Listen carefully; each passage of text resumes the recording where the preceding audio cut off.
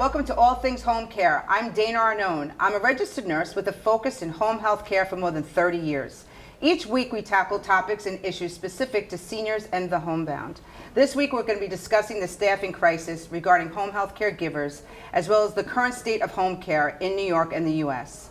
Today my guest will be Mildred Gallery. She is a lead organizer for the Caring Majority, and former Assemblywoman Christine Pellegrino. She's the president of a not-for-profit, All Things Home Care. And as always, I will be happy to answer your most frequently asked questions. So let's get right into it. I want to welcome my first guest, Mildred Gallery. She is one of the lead organizers for the Caring Majority here on Long Island. Welcome, Mildred. I know you have many titles, but today we're going to talk about the Caring Majority and why you felt the need to help them out here on Long Island. So the Caring Majority, from what I know, they're an organization that is really fighting hard for fair pay for home care workers. Many positions throughout the past 10 years, decade, has increased in pay, like we were talking about nursing, but home care hasn't. But the need for home care has grown immensely. And during the pandemic, we saw it. We saw all of the need that people had when home care workers couldn't enter their home or it wasn't safe. And so I'm championing behind it because home care workers need higher pay. It's a profession that provides real care. You are making a difference in this field. What is an average salary of a home health care worker? Right now, across the state of New York, I would say between 24 and 27,000. Okay, so let's break that down per hour. So what does the Caring Majority think that the aides should be paid? So what we're championing for is $20.50 per hour, and that would elevate the pay, the annual salary to $32,000, which, when you think about it, really still isn't what you expect to pay or to receive for taking care of a living human being. Right. Not taking care of retail or fast food, where people are also crying about increased salary, and they should also. But to take care of a human life, your mother, your father, your grandfather, for the disabled, for the elderly, anyone that is in the home deserves more than what we're getting now. And if we want people to stay home safely, to be cared for well, you have to pay people a fair wage so that they're not still poor at home and they can't do anything, but yet they're caring for another life.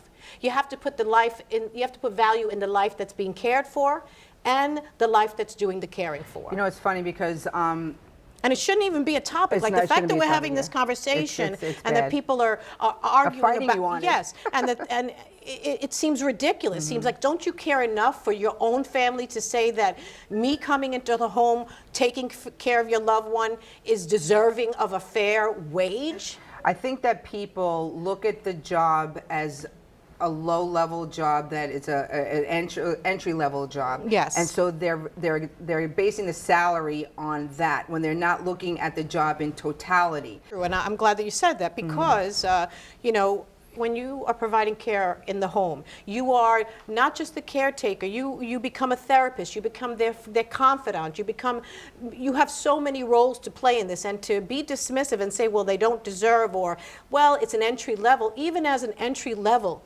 and this is a wonderful job. I started doing this when I was young, and I wasn't college bound, not because I didn't want to, but because of circumstances, and a lot of people are like that. So those of you that are like me, I went into home care. I worked for the disabled at first, and I wasn't sure. I figured this was, you know, an option, and I fell in love. Same. All the problems that I thought I had and the reasons that were holding me from college they didn't go away, but they dissolved. And I didn't feel sorry for myself. I felt like I can bring something to somebody. I'm doing something. And every day when I went home, I'm like, you know, my life is good.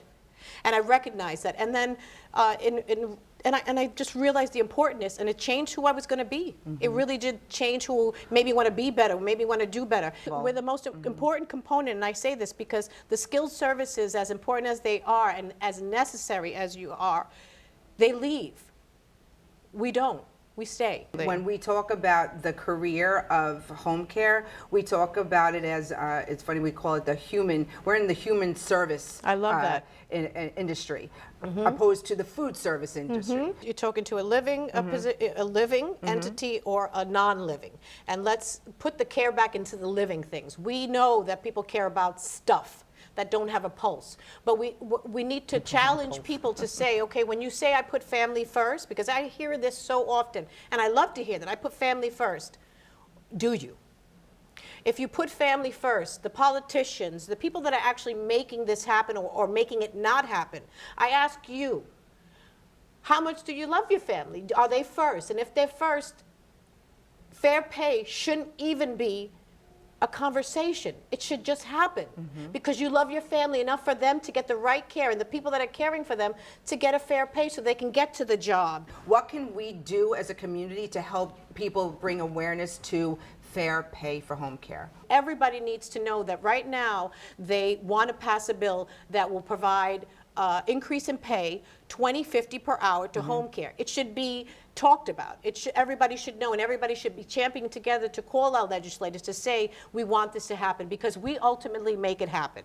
And so if you're a caregiver that wants $20.50 and you know that you need it and you deserve it and you want it, call your local assembly people, call your legislator and say that this is something that you're in favor of, because only we can make it happen. And I also would like to ask our congressmen, our Senate, and I would also love to ask Governor Cuomo to come and champion behind us with this because we need you. How is the best way that they can communicate with you, especially if they'd like to help or get some more information? Well, I would be most grateful if anybody wanted to join and help and support us. You can reach me. I'll give you my email, and that's mggallery3@gmail.com. And we are asking everyone, all people, to be a part of this because we need you. Well, thank you, Mildred. We have to take a short break right now, but don't go too far because I'm going to bring you back. You can't get away from me so easily. Coming up next, we'll speak to former Assemblywoman Christine Pellegrino. We'll be right back.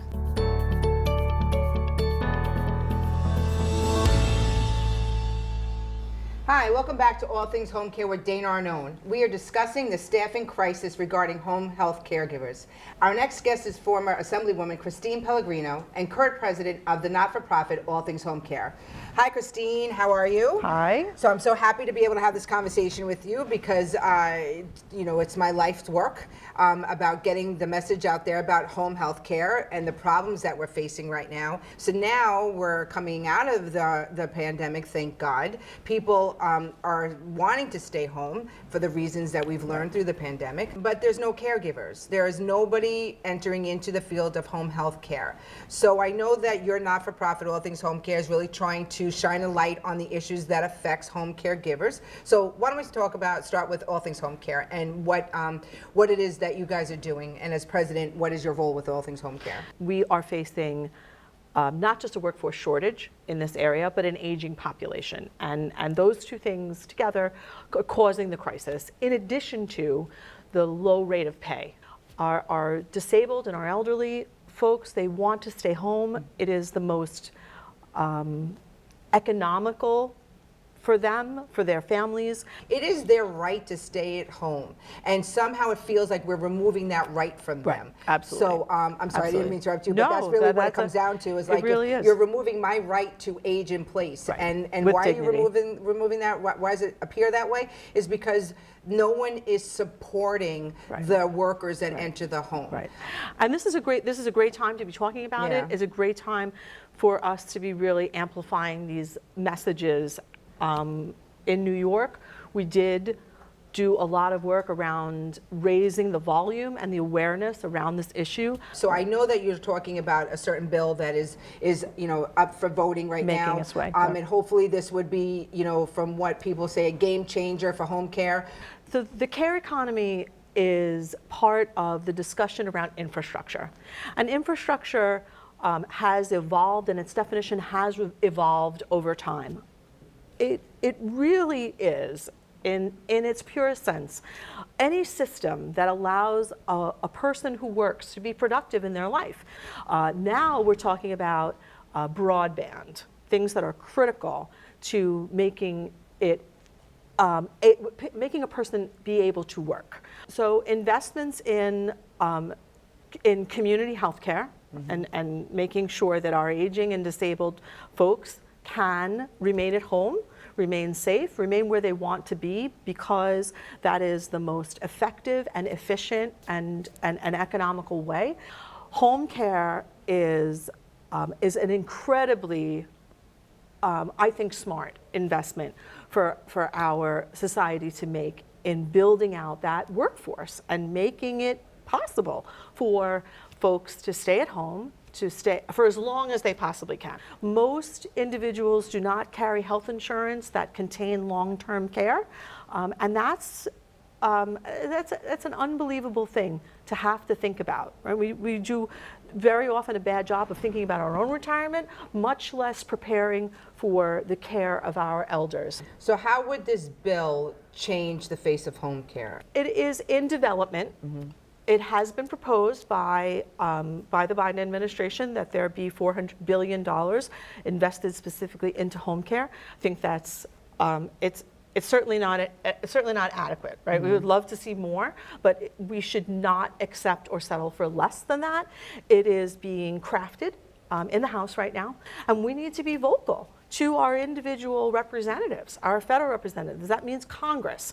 So your Congress member or your senator, wherever that person may be, should hear from us about the fact that we believe that this investment is essential and we should not accept less. How could someone reach you so that they could be guided towards that information? So I am easily accessible. That could mean traveling by car, by bus, on the roads, bridges, those things, as we thought about the investments of long ago during the FDR administration and during the Eisenhower days, when critical investments were made in moving our country forward. At info@allthingshomecare, if you want to email me, that would be great. I would love to have a conversation about that. Getting folks to contact their representatives, their members of Congress, to make sure that this is what they're thinking about when they think about infrastructure. That yes, home care is infrastructure. Child care is also infrastructure. And we want to see this year, this summer, when that bill comes out in its form and is being presented to the full House for a vote. Thank you so much, Christine. I appreciate everything that you do. We have to take a little break right now, but don't go too far, because I want you to come back for our roundtable discussion at the end of the show. And coming up next, it's my Ask Dana segment. I'll answer all your questions. We'll be right back.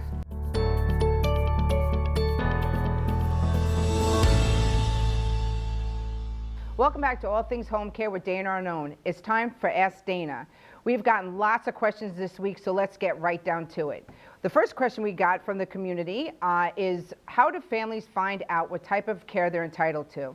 That's a really good question. A lot of times the managed cares from Medicaid will do an assessment, and they're going to do a qualifier for your loved one that's really going to take into consideration their ADLs, which is their activities of daily living, and what they determine how many hours and how many days a week. That's through community Medicaid. But as a family, if you're looking to privately hire for your loved one, that's something that's going to be determined by the safety and the needs of your family. So lots of times families will call us up on the private pay or even on the managed care, and the minimum amount of hours that we see is usually about 3 hours a couple of days a week, all the way up to a live-in. So once again, one way of getting the evaluation is through your Medicaid and your managed care, your managed long-term care system, or private pay. That's something that you guys can determine for yourself. Second question that we've gotten is, what do you look for in a caregiver? Again, that's a personal decision for the family. When you're looking to hire a caregiver, probably the most important thing is the relationship between your parent, your loved one, and that individual providing the care. We in my office, we call it 51st dates, because it's like a blind date sometimes. You never really know how it's going to work out, and sometimes you get it right in the first time. And then a couple of times, it takes a couple of different caregivers and to see how the interaction is. So when you're looking for a caregiver and you're calling an agency, the best thing to do is to tell that agency about your loved one and what their personal needs are, so that they can help look for that caregiver for you. The next question we get is, How time consuming is it to become a personal care assistant? Well, that's a good question too. It doesn't take that long. It probably should take a little bit longer, but if you're going to become a personal care assistant, it takes about 40 hours or 7 days in order to get your certificate, and then you're ready to be working in the community. How does a person qualify to become a caregiver? Okay, well, there's different ways to become a caregiver. If you want to be a companion, doesn't require a license. It doesn't require any schooling. Basically, it's just being a companion to someone, helping pay their bills and maybe taking them for a drive, doing some food shopping, and a little bit of domestic work. But if you're looking to become a certified home health aide or a personal care assistant, that is a licensed certificate type of program that you have to go through. As a home health aide, you are required to do about 70 hours of in-school work and then some clinical rotation in the community. For a personal care assistant, we answered this before, it's about 40 hours and about 7 days of in-classroom. There is no any type of clinical rotation. Are caregivers mentored?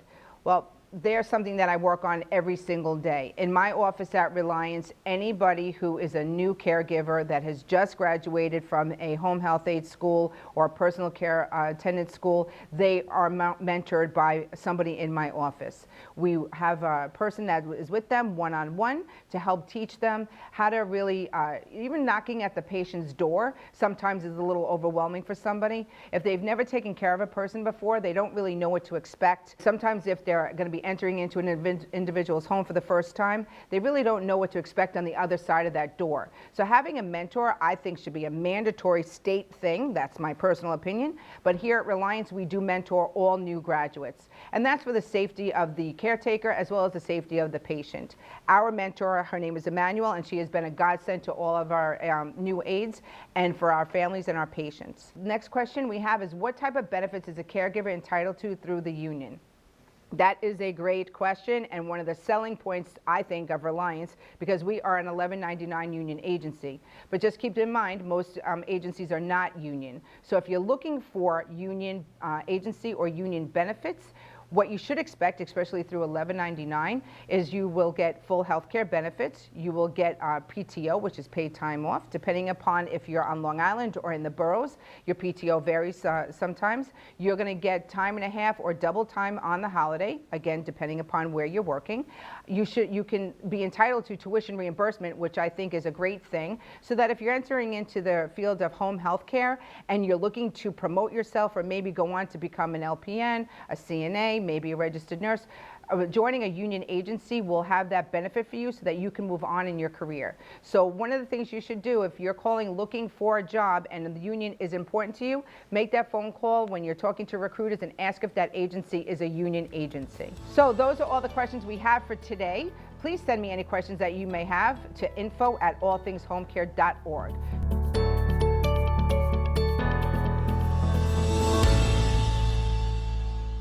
Hi, welcome back to All Things Home Care with Dana Arnone. We are discussing the staffing crisis regarding home health caregivers. We have a full house, and I'm so happy. We still have Mildred Gallery and Christine Pellegrino. We really need to talk about the crisis that people are facing today, because I don't really think the community understands. When we talk about the crisis in home care, we can't staff cases. We are having patients without care every day. We are unable to recruit people to come into the position of home health care. How can we change this crisis right now and bring more people into the career, the profession of home health care? Before the pandemic, it was hard to staff a case. It was hard to find people to take care of your loved ones because of the job, because of the low pay, because of whatever, the stigmas of home care, whatever it is. Now, after this pandemic, this global pandemic, now we are in a human crisis, not just at the home health aides, for our loved ones. If we don't get people to take care of them, we're going to have more death than we've had, and we're trying to stop that. We've had enough death during this pandemic. I just want to say, so Christine, I know that you're the president of All Things Home Care, so why don't we talk a little bit about how All Things Home Care has really tried to help entice people to come into the realm of home care, and what it is that maybe other people can help out too. In order to help fund initiatives that we are championing, which are so incredibly important, we absolutely do need help, and we need the help of people who are able to give $5 or $1,500. That goes without I thought you were saying. going to say 15,000. Let's go with 15,000. No amount is too little or too great. We at All Things Home Care feel like transportation for home care workers is essential. It is a barrier that many, many workers face, and if we can eliminate a barrier for a worker that is doing this kind of important care for the most vulnerable, then this is doing God's work, in my opinion. We are able to provide private transportation by making sure that the worker can get to their case, means that they can accept more cases, means that they can work more hours, means that we can provide care to the families and those individuals that need it. This is a win in this, in this issue, and it absolutely is a crisis. It can be the difference between workers being able to take a job or not being able to take a job. We know this. I just want to go back to something because someone had mentioned to me one time before about the transportation initiative that All Things Home Care is proposing, and what they said was, why should we be helping someone get to work? Why can't they get to work on their own? So what would be your response to a naysayer of the transportation initiative? Very often we do not consider, if you are of means, you do not consider the possibility that transportation and the lack of it can be a severe obstacle in your ability to work in order to do the job that you really want to do. And so I think having people working and productive in our society is only good for all of us. We all benefit when we are all doing well. And I think that providing transportation for those workers who are making such small amount of money in comparison to the important work that they do is something that we should all consider to be an important provision that we can afford to them. Well, that speaks And if to, if you're giving transportation, then they get to keep more of the money that they're making in their pocket. It's a great And benefit that is a wonderful benefit. Right. But also, I want to get back to just for a minute to fair pay, which is essentially connected. But it definitely is connected. And when we want to talk about the growth of a community. In all communities, when for fair pay, people think that if we get more, somehow they're going to get less, but that's not true. So if you give a home care worker an increase of pay, where do you think that money is going to go to? It's going to go to their community because they're going to need to buy food, they're going to need to buy clothing. You're illustrating this really well. And it is an economic principle that says the closer to the ground you put the wealth, the more it feeds back and it actually grows up. Yes. Right? So putting money back into the worker's pocket means that it is going to be spent in enriching the community. Yes. But as far as transportation is concerned, what we are proposing is a benefit, is an opportunity for the workers to feel valued and dignified.